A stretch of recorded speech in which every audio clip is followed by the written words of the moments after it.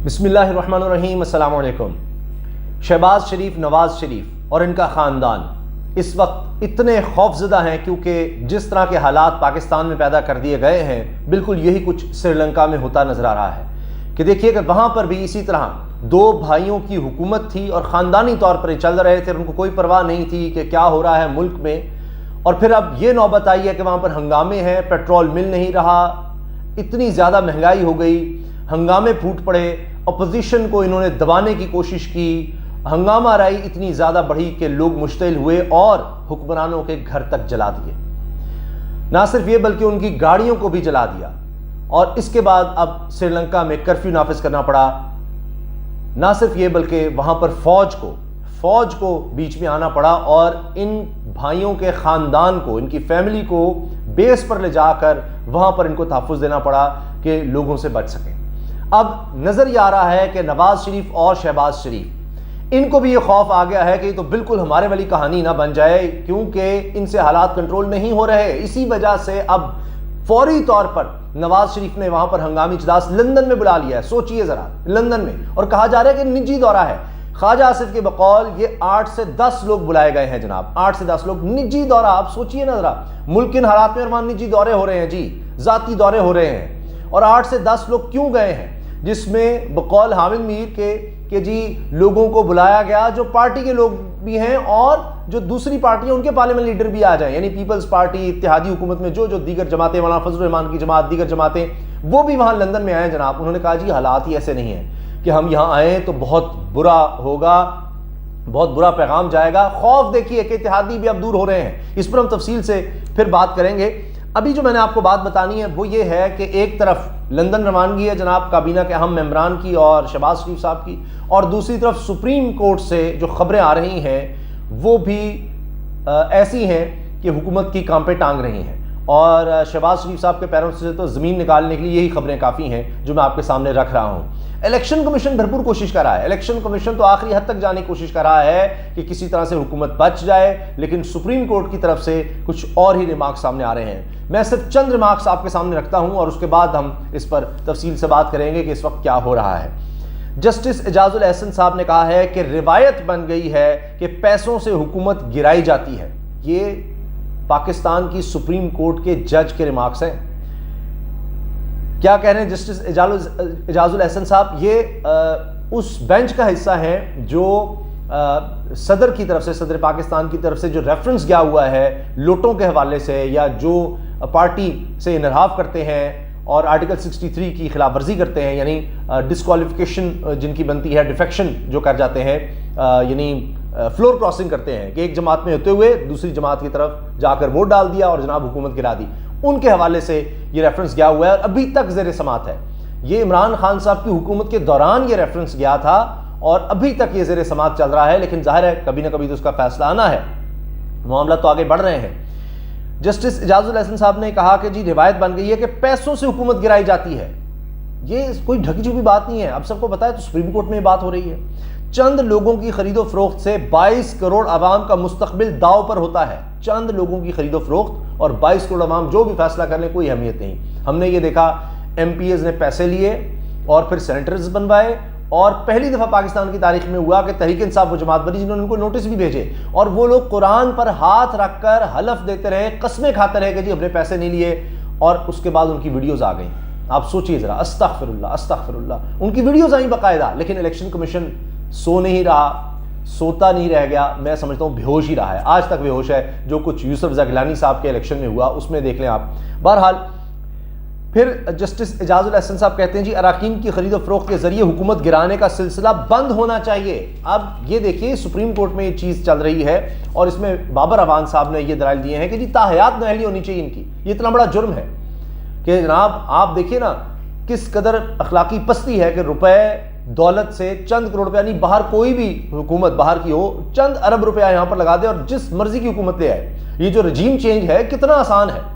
यहाँ तो चंद करोड़ आप देखिए दो और रजीम चेंज कर दो, क्योंकि इस तरह की जो हुकूमत होती है 4-5-6 लोगों से तो हुकूमत बनी होती है। इसलिए इमरान खान साहब कह रहे हैं कि जी हुकूमत हो तो मजबूत हो, वरना आप ब्लैकमेल ही होते रहते हैं कि जी वो चला गया, आज फलां जगह एम्बेसी में जाकर फलां बंदा मिला है, फलां बंदे को इतनी की ऑफर हो गई है, और यही काम करते चले जाओ। इत्तेहादियों का अलग है, अपने लोगों का लोटाइज्म अलग है, लेकिन जो अब माहौल मुल्क में बन गया है लोटों के लिए, तो जनाब देख लीजिए क्या सूरत हाल बनी हुई है। और सुप्रीम कोर्ट में जो रिमार्क्स आ रहे हैं वो मैं आपके सामने रख रहा हूँ। फिर इसके अलावा जनाब बाबर रहमान साहब ने कहा जी कि 63A पर कोई डी सीट हो और 15 दिन बाद दोबारा पार्लियामेंट में आ जाए, ये हो सकता है, और दोबारा मुंतखब होकर वजीर भी बन जाए, ऐसा भी हो सकता है। तो ये आर्टिकल 63A के साथ मजाक है। ये वो आर्टिकल है जो कहते हैं जी जो बंदा इस तरह से करेगा फ्लोर क्रॉसिंग उसको डिस्क्वालीफाई किया जाए।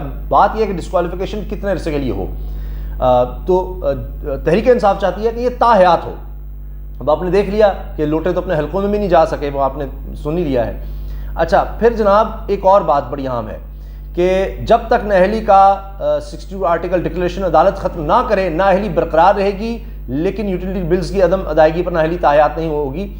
ये भी रिमार्क्स आए। जस्टिस एजाजुल एहसन साहब ने कहा कि जी जब तक अदालत ना कह दे तो फिर ये है कि जो बंदा नाअहल है, जो ताहयात नाअहल है, वो ताहयात नाअहल रहेगा, खत्म कहानी, जब तक कि सुप्रीम कोर्ट ने कह दे कि अच्छा जी इसकी जो ताहयात नाअहली है उसको खत्म किया जाता है।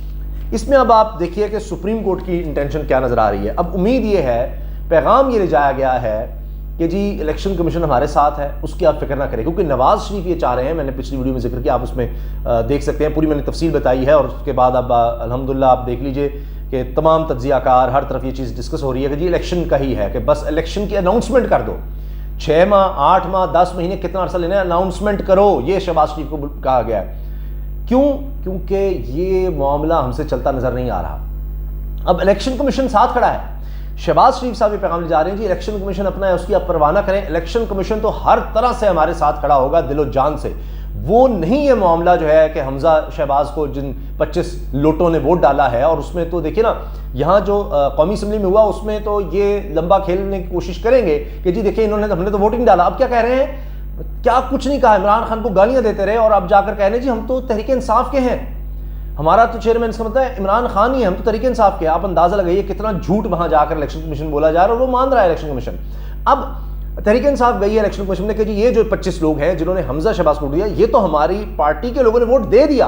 कौमी असम्बली में तो चले शहबाज शरीफ को सिर्फ इत्तेहादियों ने वोट दिया, ये मुनहरिफ अराकीन ने वोट नहीं दिया, लेकिन वैसे जाकर चले गए, उनकी भी वो डिस्क्वालिफिकेशन चाह रहे हैं। लेकिन यहां तो साफ है, आइन में दर्ज है कि जब आप इस तरह से पार्टी पॉलिसी के खिलाफ वोट डालेंगे तो आप डिस्क्वालीफाई हो जाएंगे, बस खत्म कहानी। इलेक्शन कमीशन क्या कहता है, तहरीक इंसाफ दरखास्त देती है कि जी इनको फौरी तौर पर डिसीट किया जाए, जिन्होंने हमजा शहबाज को वोट डाला है, जो तहरीक इंसाफ के लोग थे, और तहरीक इंसाफ के टिकट पे भी लोग इनमें आए हैं।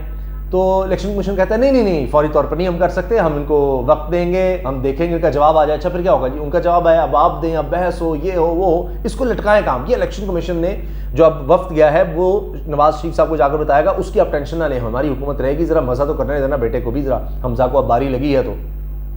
लेकिन नवाज शरीफ साहब श्रीलंका के हालात देख रहे हैं, इतना माँ तो घर तक जल गए हैं, तो यहाँ राइवेंट तो चलो जाती उम्रा वगैरह तो पाकिस्तान में ही नहीं है, अब मेफेयर की चले और बात है, लंदन के फ्लैट्स की और बात है, तो वहाँ का उनको खौफ लग रहा है कि हालात जिस तरफ जा रहे हैं कंट्रोल नहीं हो रहे, तो खुदा न खास्ता ये मामला ना कहीं पाकिस्तान में बन जाए। तो बहरहाल अब आप देखें कि इलेक्शन कमीशन की तरफ से कहा जा रहा है कि जनाब कोई टेंशन नहीं है, कोई मसला नहीं है, लेकिन ये कब तक। सुप्रीम कोर्ट का आपने देख लिया, ये मामला जब तहरीक इंसाफ सुप्रीम कोर्ट ले जाएगी, क्योंकि उनकी दरखास्त तो मुस्तरद कर दी इलेक्शन कमीशन ने कि फौरी तौर पर हम इनको नहीं निकाल रहे, वरना तो हुकूमत फौरी गिर जाएगी। 25 लोग अगर डिस्क्वालीफाई होते हैं तो मेजोरिटी खत्म हो जाएगी, स्पीकर वहां पर परवेज इलाही साहब अभी भी हैं, तो मामला चलेगा नहीं, पंजाब हाथ से गया तो कहानी खत्म।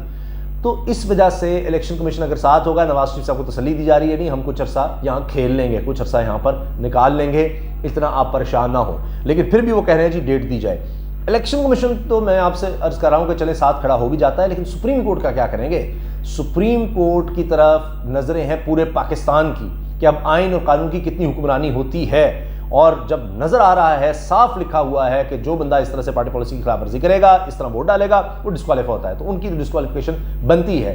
कितनी है वो तो बात की बात है ना, वो तो चले ये रेफरेंस चल रहा है, पता नहीं और कितना से चलता है, लेकिन डिस्क्वालिफिकेशन तो वाजे है कि वो होगी और फौरी होगी, और उसके बाद फिर इलेक्शन भी होने हैं। तो इलेक्शन कमीशन कहता है जी हम तो इलेक्शन के लिए भी तैयार नहीं है, सुभान अल्लाह, वो तो हर तरह से फैसिलिटेट करने को तैयार है, लेकिन मसला जहां आ रहा है वो मैंने आपको बता दिया है कि सुप्रीम कोर्ट के जो रिमार्क्स है ना, ये बड़े ख़तरनाक हैं हुकूमत के लिए, लोटों के लिए, कि वो लोटे अब किस तरह से अपना बचाव करें। हाल तो ये हो गया कि खुद यानी लोटे तो इस हद तक बुरे हाल में हैं कि वो तो बिल्कुल घरों से नहीं निकल सक रहे, कैंपेन जाकर क्या खाक करनी है, और जो दूसरी पार्टियों के लोग हैं वो कैंपेन नहीं कर पा रहे, नून लीग के लोग कैंपेन नहीं कर पा रहे, ईद पर अपने हलकों में नहीं जा पा रहे कि क्या होगा। वहाँ से जो लोग सवाल पूछ रहे हैं इनके पास कोई जवाब नहीं है ये रजीम चेंज का, कि जी अब तो शहबाज शरीफ साहब ने खुद मान लिया कि वाकई ये पाकिस्तान में धमकी आई थी, ये सारा कुछ हुआ था, लेकिन कहते साजिश नहीं है, अब कल को साजिश भी मान जाएंगे। अब तो सदर पाकिस्तान ने भी खत लिख दिया है कि जी इस पर कमीशन बनाया जाए, ये सारी जो साजिश हुई है पाकिस्तान के खिलाफ इस सबको देखा जाए। तो लोग ये सवाल कर रहे हैं, और इनके पास वाहिद हल ये था कि आते इतना बड़ा को रिलीफ देते थे आवाम को कि जनाब देखिए हमने महंगाई किस कदर कंट्रोल कर दी है, मईशत को हमने बेहतर कर दिया है, हम ये या आसार ही दिखा देते या कुछ ऐसे फैसले करके दिखा देते, वो भी नहीं इनसे हो रहे। तो लिहाजा अब ये लोगों में, आवाम में एक्सपोज हो गए हैं। इजाज़त दीजिए, अल्लाह हाफ़िज़।